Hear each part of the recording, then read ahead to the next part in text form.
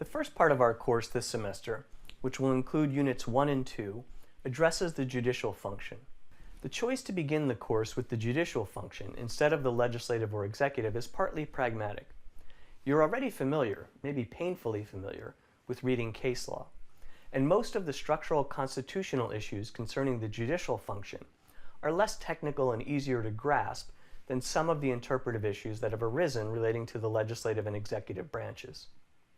The decision to start with the judicial function is also substantive, because the Supreme Court historically has taken on the role of the final interpreter of the Constitution, and because basic principles about the judicial function define how and when citizens of the Commonwealth can access the courts to resolve disputes.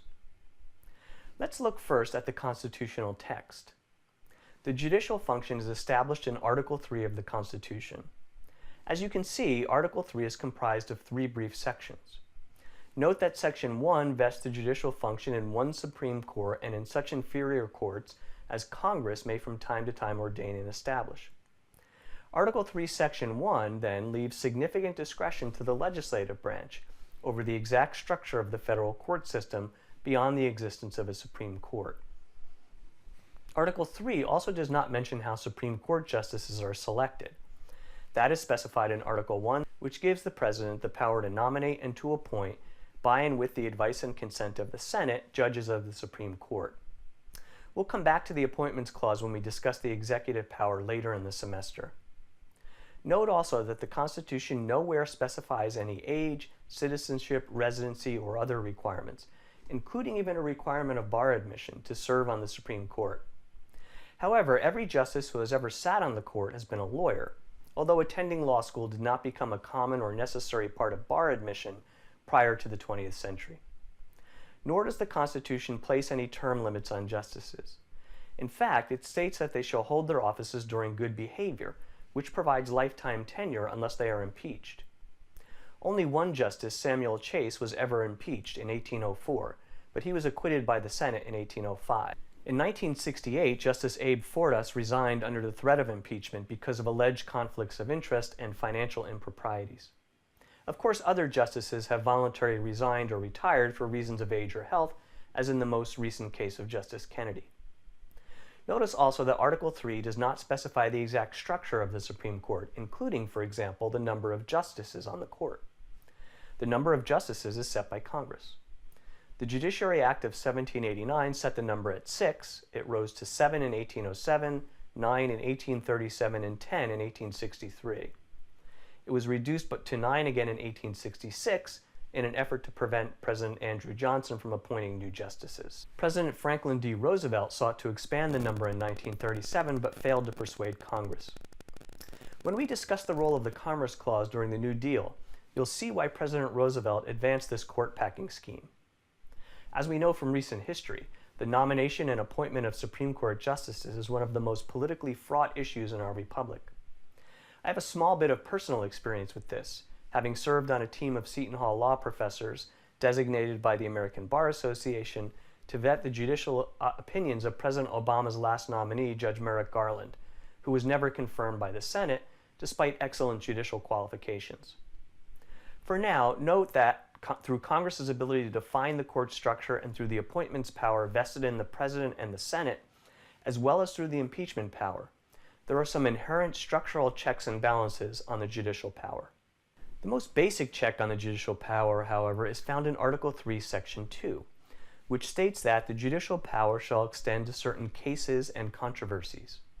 As we'll discuss in Unit 2, this fundamental limitation of judicial power means that the judiciary is an adjudicative and not a political branch of government. At the same time, we'll read Supreme Court cases on standing, ripeness, mootness, and the political question doctrine, in which the Supreme Court interprets what this limitation means.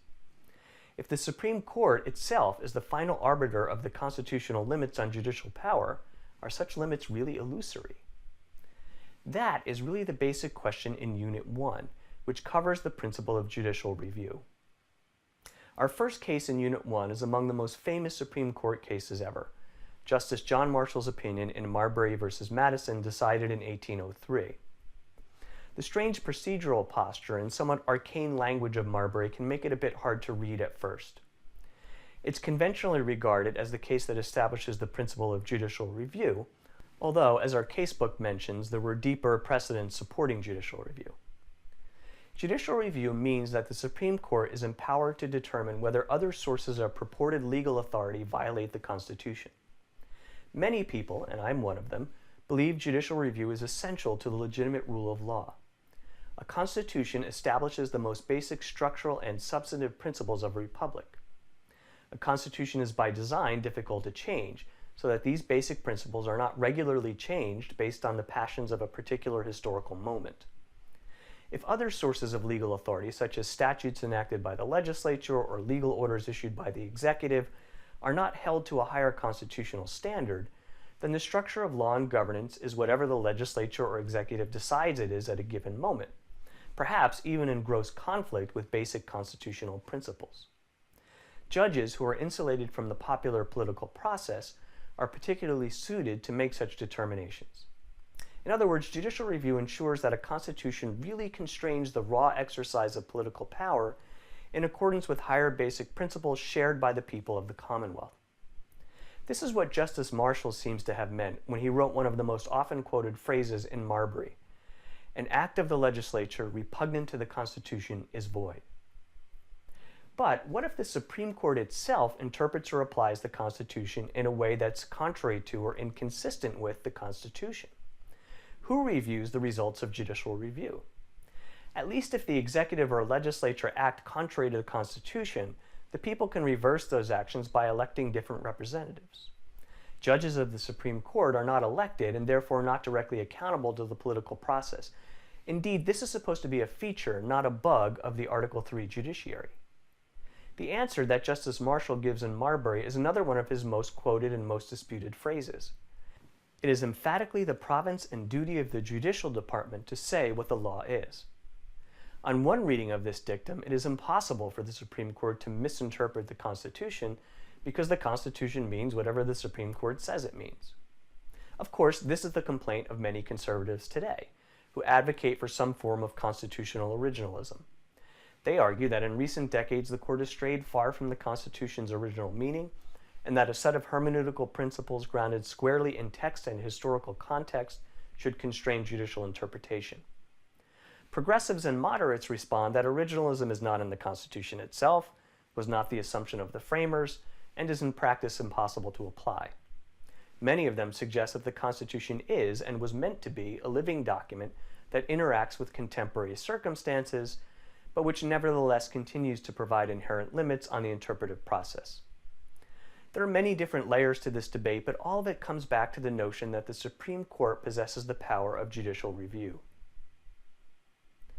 In addition to these interpretive debates, another related question weaves through Marbury: the distinction between legal enactments or duties subject to judicial review and discretionary political acts of the executive or legislative branches that do not have the character of laws or duties subject to judicial review. As Justice Marshall notes in Marbury, the province of the courts is solely to decide on the rights of individuals, not to inquire how the executive or executive officers perform duties in which they have a discretion. The Supreme Court is not meant to function in a generalized oversight role over the other branches, even under a broad reading of the power of judicial review or a dynamic theory of constitutional interpretation. The court is supposed to hear particular cases and controversies, not to manage general political questions. We'll get into this more deeply in Unit 2. For now, note that this is another axis to the question of the judiciary's role within a constitutional rule of law. So what was the specific case or controversy in Marbury? What actions of the executive and legislature were at issue? Whose rights were at stake? Think about these questions as you read the case. The notes in our casebook after the case provide some good food for thought, which we'll pursue when we meet in person.